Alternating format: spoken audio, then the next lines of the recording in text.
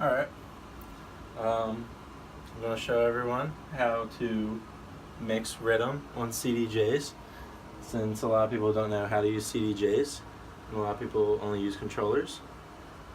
We're going to talk about phrasing, pointing out kicks and snares on the waveforms, when to drop, or easy times to drop, and when you should chop. Alright, come here. Alright, so right now, at any given time, always make sure you're on the right BPM. So right now we're at 147. A lot of people, when you're playing out, you're probably not going to be playing at 140. You might open up a set at 140, but a lot of people will say like higher BPMs are a little more hype. So right now I have two tracks just loaded up. Tracks won't always automatically start playing. Some Cdjs will be set up to start playing automatically. Actually, to show you right now, this one does start playing automatically. If that does happen, grab the top of the Cdj. That pulls the track like it's a vinyl. And I would usually just get it as close as you can to the beginning of the track. This Cdj I have set up to not do that. So you see it loads, and depending on how it's set up, it might automatically put it on the first downbeat, or what it thinks is the first downbeat. A downbeat is where the first count, or where you can begin counting a song. So what I said was phrasing and counting is where we'll start first. So a phrase is basically just, if you want to put it into lay terms, the phrase would be, the first phrase of the song would be the intro, which is 16 bars long, or 27 seconds at 140 BPM. The following phrase, I guess you would say, is just a verse. If you're listening to hip-hop, it could be the verse where the rapper starts rapping after the intro. The hook, or the chorus, would be where like the catchy, repetitive part of the song plays, and then goes back into verse 2 where new lyrics come in. With dubstep, or Riddim Dubstep, it's pretty much always going to be 16 bars in. More serious releases will usually be double that length, 32 bars. But pretty much any amateur making music, you're going to see 16 bars. So here would be the first phrase of this song. And let's start the counting part too. So the first beat, you'll start counting 1. The snare, if it's made correctly, the snare will always be on the third beat. And talking about kick snare identification on the waveform, so this obviously is a waveform. It shows the wave of audio in the song. Kicks are almost always going to be dark blue. At least, you can change the color of the waveform, but the darker, I think, is usually deeper bass tones. I might be wrong. And then the snare, lighter, skinnier usually. You can identify them, and you want to get in the habit of identifying which parts of the waveform are the kick and which parts of the waveform are the snare. So, like I said, start counting on the first downbeat, which should typically be a kick. If it's not, the kick would come up halfway through the first phrase, or the intro. Could be at 8 bars. In this case, it's on the first bar and at the first beat. Again, kick on first beat, snare on the third beat. 1, 2, 3, 4, 1, 2, 3, 4, 1, 2, 3, 4, 1, 2, 3, 4, 1, 2, 3, 4, 1, 2, 3, 4, 1, 2, 3, 4, 1, 2, 3, 4. So that's the first half of the first phrase. And like I said, 16 bars is typically an intro. I forget right now, but a verse will either be should be 64 bars. Halfway through a verse will usually be at the 1 minute and 22 second mark. As you can see on the Cdj, right now at the first downbeat, we're at 0 seconds. We're a little bit further in because the kick on this song starts 57 milliseconds into the song. A lot of times, the easiest way to double a track is literally just simply having them both queued on the first downbeat and hitting play. It's pretty much as simple as that. It's obvious, though, if you look at this song, like I said, the first kick is about 57, 60 milliseconds, give or take, off. Over here, however, there isn't a kick on the downbeat. And if you move further into the tune, moving the jog, you see it starts on the 8th bar of the intro. So that's halfway through the intro. So knowing that, we can go back to the beginning. And if we hit play at the exact same time, if you have any good sense of synchronization, this is about as close as you'll get when using Cdjs to syncing tracks. There are sync buttons on Cdjs. These are actually Xdjs, so a lot of the buttons are on the screen instead of on the Cdj. Or the player, I mean. Never use sync. People will laugh at you. So like I said, the easiest way to sync 2 songs together, if you're on the downbeat of 2 songs loaded up onto 2 decks, you might want to drop the volume on one if you're assuming you're going to have to beat match it, but just for the video, I'm going to have the volume up on both. In this case, this isn't your standard club mixer, but every mixer has Q buttons. Not working right now, so I'm not going to show you Qs, but basically Qs, if you have the volume down, this is deck A, QA is right here.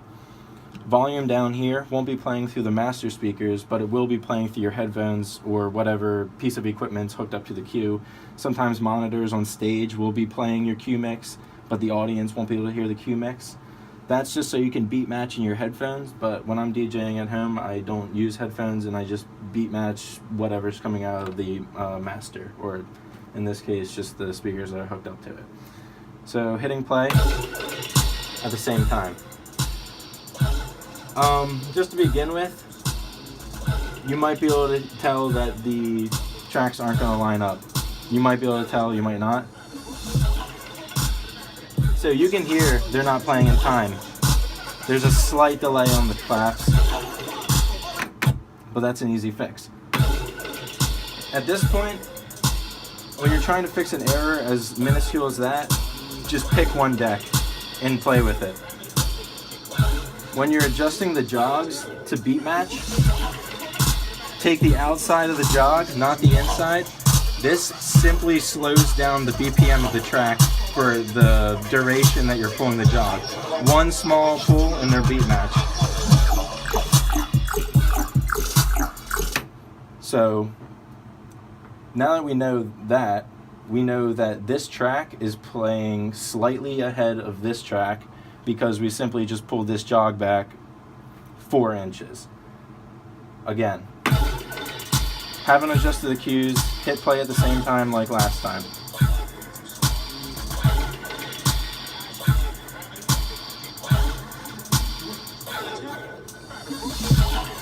Again, you can hear they're off. Take the jog. Sometimes you might have to pull it once, twice. I usually try to pull it about as fast as the time between quarter beats. So you can measure the time between quarter beats just listening, and you can adjust the jog to that rhythm. So now it's offbeat again with just 2 quarter beat jog adjustments. And again, that was one big one, about 2/4 of a beat long. Alright, so what if a track is already playing?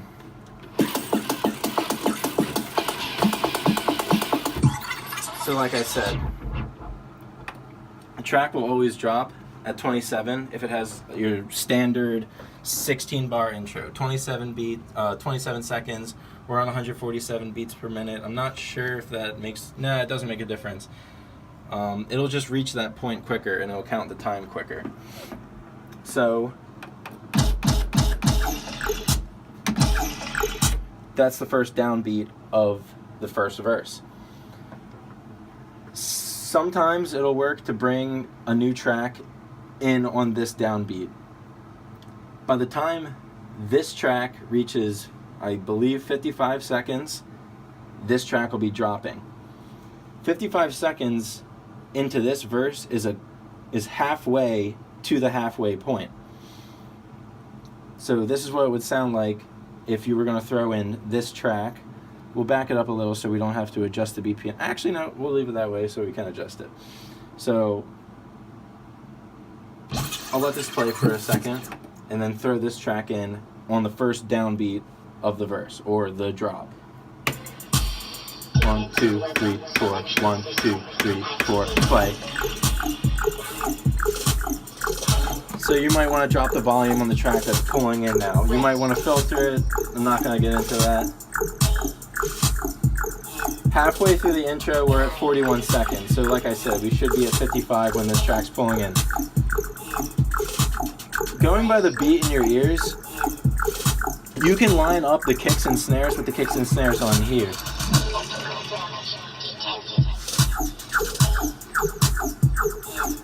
I didn't want to throw it in there because in my head it wouldn't have sounded right. Sorry. But typically, if you have a track playing and you're ready to move in another track, as a beginner, I would say the best time to bring it in is when this track hits 122. That is halfway through the first verse. Gives you some time to play a double, do some chops if you want to, but it also gives this new track that you're throwing in some time to play out so the audience can listen and dance to it, while also giving you time to pick a spot to spin this one out, cut it out, whatever, find a new track. So going by that, let's move ahead. So we're at 117 right now, so it's about to the halfway mark, which is at 122, like I said. 1, 2, 3, 4, drop. I'm going to move the volume up so you can hear this, and I'm going to make it a little louder.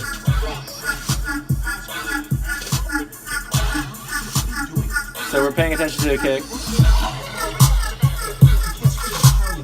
Like I said, listen to the kick on here and line them up over here. Kick on this one, snare. Kick, snare, throw it in.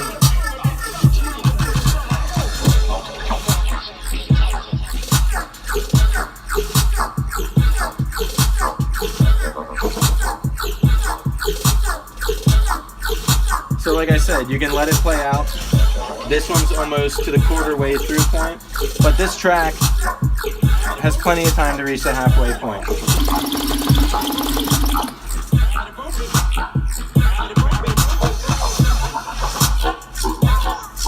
So while this track's playing, find your next track.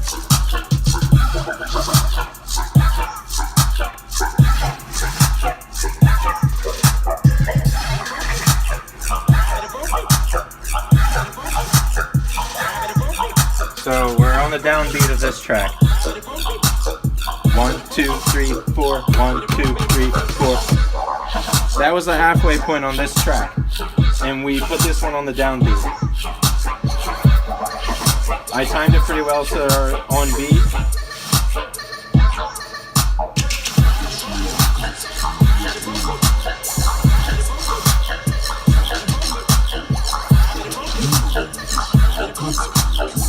And you might want to cut the bass out of the track that was already playing.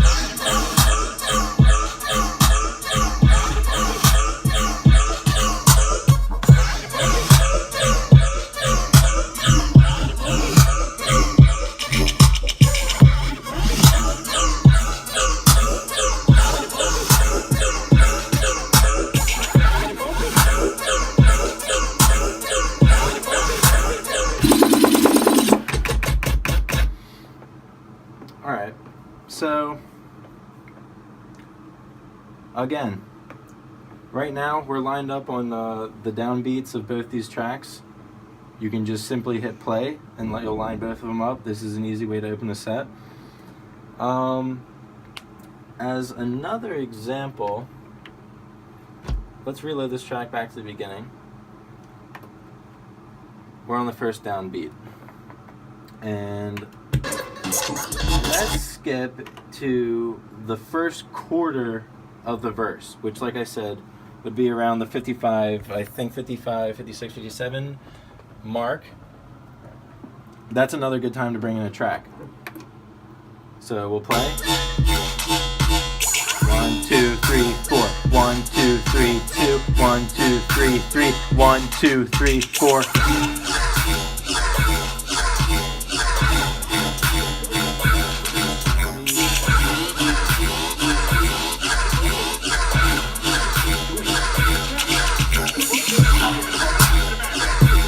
Barely did any adjusting. Just like I said, very little adjustments.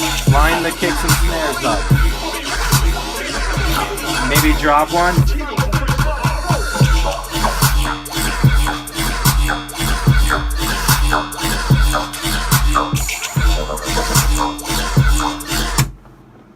That brings in another good question. When to chop, or even how to chop. I see a lot of people doing the all song long chop. It's boring, it's kind of stupid looking, sometimes it doesn't even sound good. You can get a lot more creative with it. And another thing is, like, a lot of people like chop at like awkward times when, like, if a crowd was dancing to your song, it wouldn't make any sense. An important thing to know, a good time to begin chopping, I would say, would be on the first beat, which would be a kick, would be a good time to pull it down. And by the time it reaches the second beat, which is the beat between the kick and the snare, to pull it back up. That would be a quarter beat chop. An eighth note chop, so a quarter beat would usually be like, and an eighth would be something like that. Another way you can do it is kind of like bouncing between 1, 2, 3, 4, 1, 2, 3, 4, and then switching it, like going back, forth, drop one twice, back, forth, drop one twice, back, forth, and that switches between a 1, 2, 1, 2 chop to a 1, 2, 1, 2 chop across the decks, and it gives it a little variation. Another thing you can do, if you want to do like this type of chop where you pull them both down at the same time and completely cut between the tracks, is cut one again and then throw one up, like 1, 2, 3, 4, 1, 2, 3, 4, 1, 2, 3, 4, just like that. And again, like I said, don't start a chop on the second beat, so don't go downbeat chop. That's just my opinion. I'm sure there's even more genius ways you can come up with chopping dubstep. You don't have to do it. You can play a whole set without chopping a single song, and it could probably be good. Maybe, I don't know. Just an example.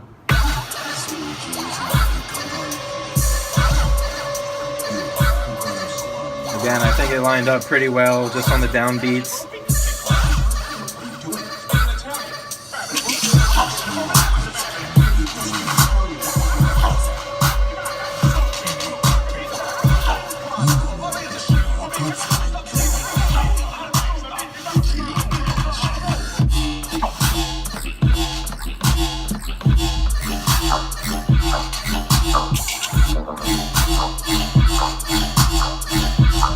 Maybe only chop on the first beat, 1, 2.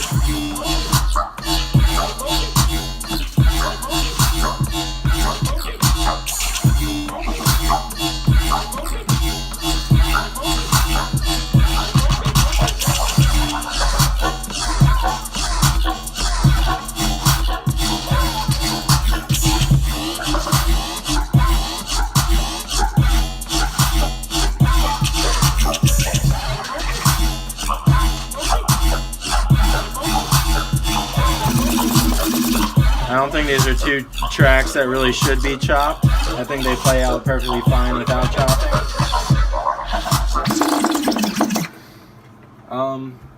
Just to show you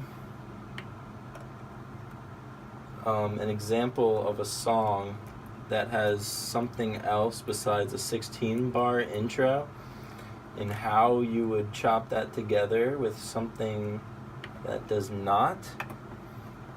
Here's an Akira song I'm sure everyone's heard.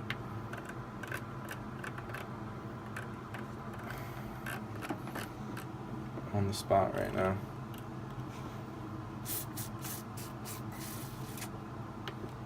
Go with this. So this one has a 16-bar intro. You can literally tell just from looking that this is where the drop is right here. And you can tell the kicks or most of the percussion really starts coming in halfway through the intro. Again, 16 bars coming in at the 8th bar.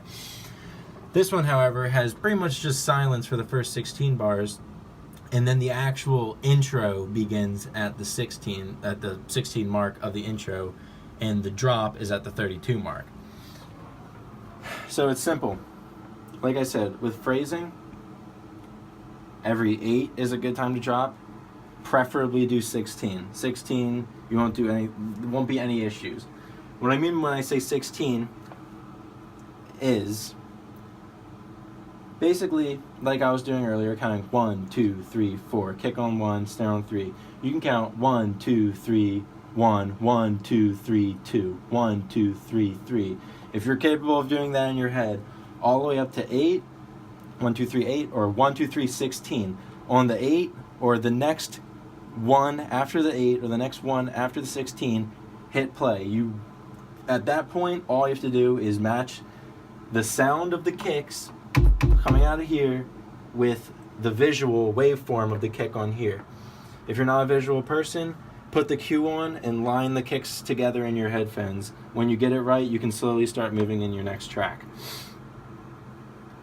So, like I said, this has a 32 bar intro, 16 bar intro over here.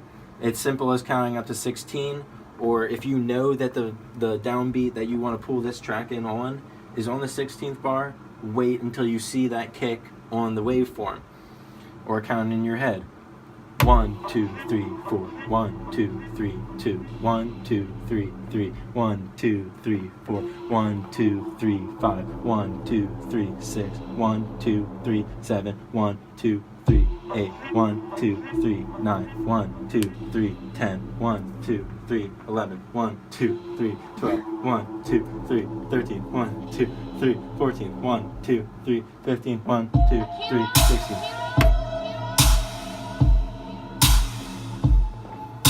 I honestly think this track came in a little too soon. I'm not gonna lie. But we can learn from that mistake.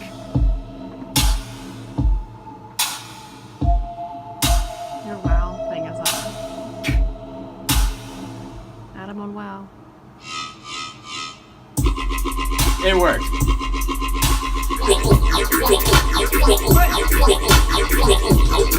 Alright, so now that I know that that was actually true, let's do it again.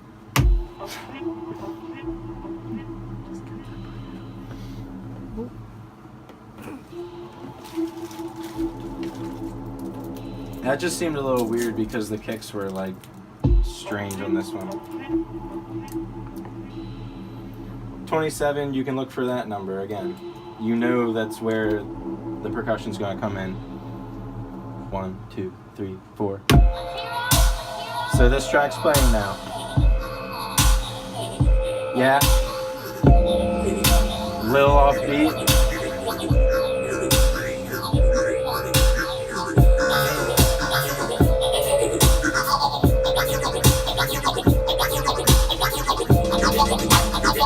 And then put it all together.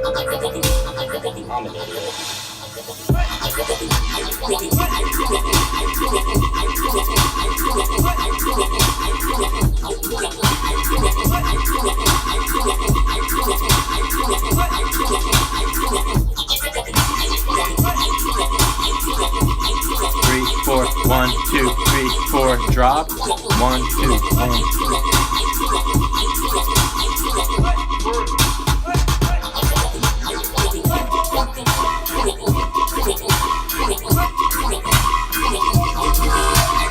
1, 2, 3, 4, 1, 2, 3, 4, 1, 2, 3, 4, drop, down, drop, down, drop, down, 1, 2, 1, 2, 1, 2, 1, 2, 1, 2, 1, 2, 3, 4, 1, 2, 3, 4, 1, 2, 3, 4, 1, 2, 3, 4, 1, 2, 3, 4, 1, 2, 3, 4, 1, 2, 3, 4, 1, 2, 3, 4, 1, 2, 3, 4, 1, 2, 3, 4, 1, 2, 3, 4, 1, 2, 3, 4.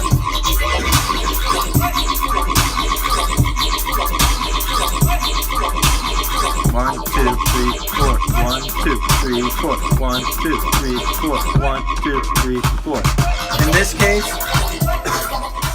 dropping a fader on every beat. 1, 2, 3, 4. 1, 2, 3, 4. 1, 2, 3, 4. 1, 2, 3, 4. As long as that fader is coming up, by the time you're dropping the next one on the next beat, you'll chop fine. Here's the noob chop.